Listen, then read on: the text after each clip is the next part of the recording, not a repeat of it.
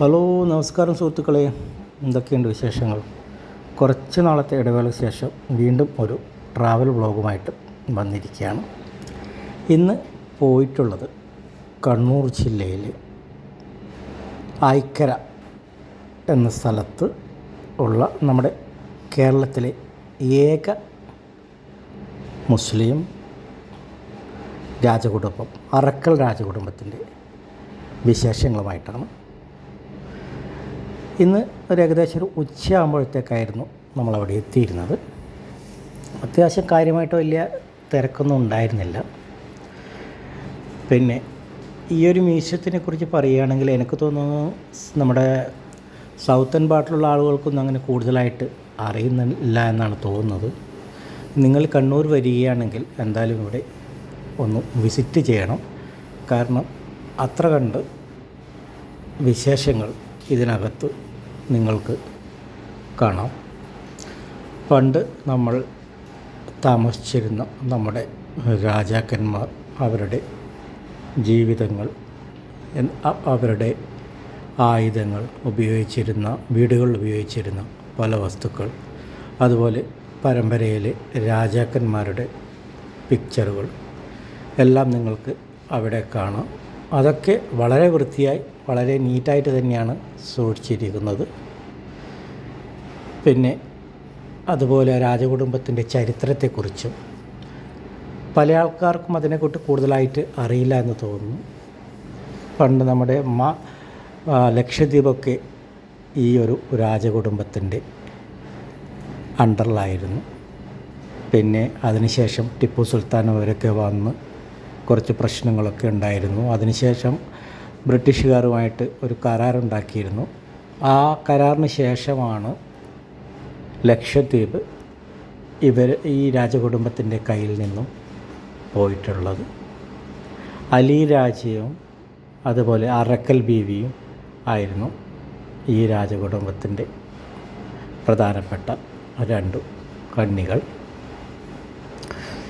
അപ്പോൾ നിങ്ങൾ കണ്ണൂർ വരികയാണെങ്കിൽ എന്തായാലും മസ്റ്റ് വിസിറ്റായി ഇരിക്കേണ്ട ഒരു മ്യൂസിയമാണ് അറക്കൽ മ്യൂസിയം.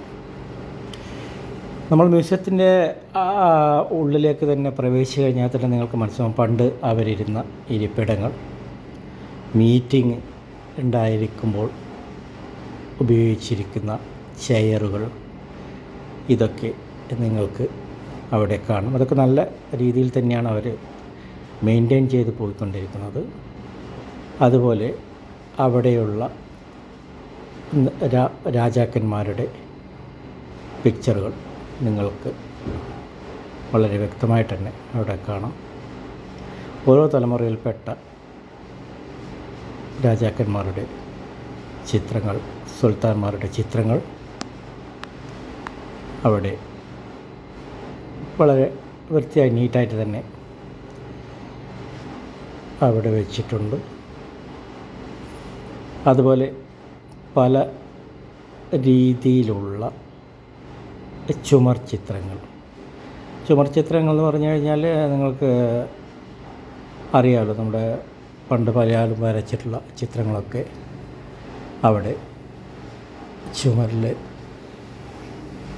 വെച്ചിട്ടുണ്ട്. നിങ്ങൾക്ക് ഇതെല്ലാം പല റൂമുകളിലായിട്ടാണ് വെച്ചിട്ടുള്ളത്. ഞാനിപ്പോൾ കാണിച്ച ആ ഭാഗങ്ങളൊക്കെ നമ്മുടെ എൻട്രൻസിൽ തന്നെ കയറി വന്ന ഉടനെ തന്നെ നമുക്കത് കാണാൻ പറ്റും. ഏണിപ്പടികളുണ്ട്, അതുവഴി കടന്നു വന്നു കഴിഞ്ഞാൽ നിങ്ങൾക്ക് ഇതൊക്കെ കാണാം.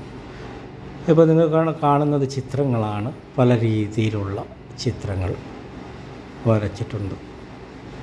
ഇതൊക്കെ പല കാലയളവുകളിലായിട്ട് വരച്ചിട്ടുള്ള ചിത്രങ്ങളാണ്.